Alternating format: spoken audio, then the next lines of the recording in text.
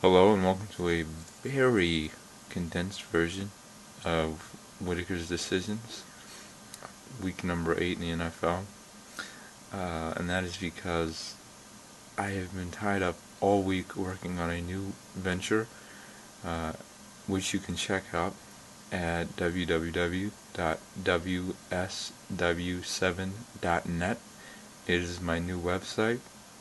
It is all about sports, my take on the sports world at large. It is filled with substance and charm. It's a good site. Check it out. I hope you enjoy it. Anyways, to the picks.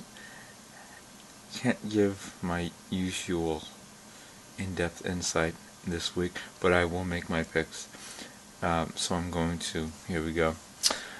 First game, Miami Dolphins at the New York Giants. I'm going to take the Giants. No Vontae Davis, no Daniel Thomas. Next game, Jaguars at the Houston Texans. I know the Jags pulled off a huge upset, which made me go 9-4 again on Monday night. But it's in Houston. Offensive line for Houston is playing lights out right now. I'm going to go with Houston in that game. Indianapolis at Tennessee, Colts at Titans. I'm going to go with the Titans in this game. I know they got blown out by the Texans last week, but the Colts got blown out even worse last week. So, by that logic alone, I'm going to go with the Titans. Minnesota Vikings at the Carolina Panthers. Cam Newton is red hot. Steve Smith is red hot. Panthers offense is red hot. The Vikings offense is in transition, and Anthony Herrera is out. So is Antoine Winfield on the other side. So Adrian Peterson, he'll probably have a good game. But on the other side, Steve Smith with Antoine Winfield still out. He should have another great game. So I'm going Carolina. Next game, Saints at Rams. I'm taking the Saints. Moving on. Cardinals at Ravens. I'm taking the Ravens. Ravens offense at home has, for the most part, been good. And the Ravens defense anywhere has been great. So I'm taking the Ravens. Lions at Denver. I know Javid Best is out. But I'm going to go with Detroit in this one. On the road. I know it's Tebow time over in the Mile High City, but I think the Lions could get it done. I think with Stafford and Megatron and that defensive line, they could get it done. I think it's going to be a close game, though. I'll take the Lions in that game. Washington at Buffalo. No Shantana Moss. No Chris Cooley. John Beck is going to struggle to get anything going. He really was the anti-Rex Grossman last week. Didn't really try anything big and did not turn the ball over. It's not going to work against a very opportunistic Buffalo defense this week. The game's in Canada. Oh, Canada. Bills win that game. Next game is my lock of the week.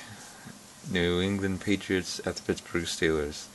Seems like wherever the Patriots and Steelers play, it doesn't matter. It doesn't matter if the Steelers are 15-1, actually 16-1 at the time. In Pittsburgh, they'll still get blown out by the Patriots. Doesn't matter if the Patriots are coming off a loss to the Browns and a third-round rookie quarterback last year.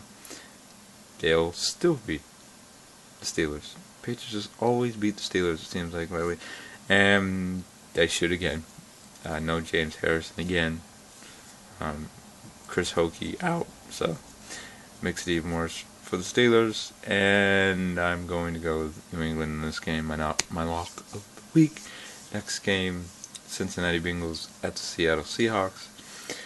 Seattle's, they're always tough to beat at home. Cincinnati's offense is led by two rookies. Haven't been able to get their running game going.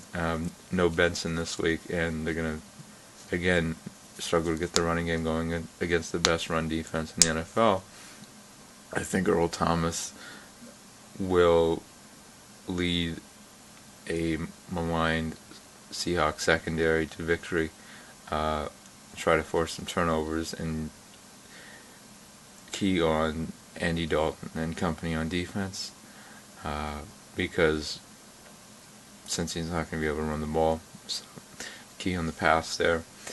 And Robert Gallery's back at left guard for the Seahawks, so maybe they can run the ball a little bit. And Marshawn Lynch is supposed to play, so I'm going to take the Seahawks in that game. Next game, Cleveland Browns at the San Francisco 49ers. Okay, the only way the Browns win this game is if Alex Smith throws more than 25 passes. The Niners should run the ball about 50-55 times. The Browns can't score any points. The Niners have a very good, maybe even great defense this season, and they can run the ball pretty darn well on the other side. So just control the clock, play lights out defense, you'll win the game. I'm taking the Niners in this one, at home. And game of the week, Dallas Cowboys, Philadelphia Eagles, Sunday Night Football, Faith Hill, cue her up, etc., etc. I know Dallas had a huge win, but I think they'll be a little overconfident. Jason Peters is back for Philly. They got their whole Cowboys, so Winston Justice should be active. He won't start, but he'll be active. King Dunlap will be active. He won't start, but he'll be active. So the Eagles will have a bunch of bodies at offensive tackle to deal with Victor Butler, DeMarcus Ware, and Anthony Spencer. And on the other side, Trent Cole is back, and Doug Free is really struggling for the Cowboys. And it's in Philly, and Andy Reid has been the best coach since he became the head coach of the Eagles in terms of coming off a bye week. And the Eagles are coming off a bye week. So I'm taking the Eagles in this game. And finally, Halloween, Monday Night Football, San Diego Chargers at the Kansas City Chiefs. This is my upset special. I'm going to take the Chiefs. No Chris Thielman for the Chargers. So if he gets well, he apparently had a seizure on a plane. That's scary. No Sean Phillips for this game. Larry English is already out for the year. That's too many losses for the Chargers. They're 4-2, but they look like a pretty bad 4-2. I'm going with the Chiefs in this game. Their offensive line has played great, very underrated. John Asamoah has been a Pro Bowler so far this season in replacing the Hall of Famer in Brian Waters. So they've been able to run the ball without Jamal Charles somehow. I'm going to go with the Chiefs in this game on Monday night. Second straight year, the Chiefs beat the Chargers on Monday night in Kansas City. So there you go. There are my picks for week number 8. Enjoy the games, and I will see you next week in hopefully a larger and the usual extended full version of Whitaker's decisions. See y'all later.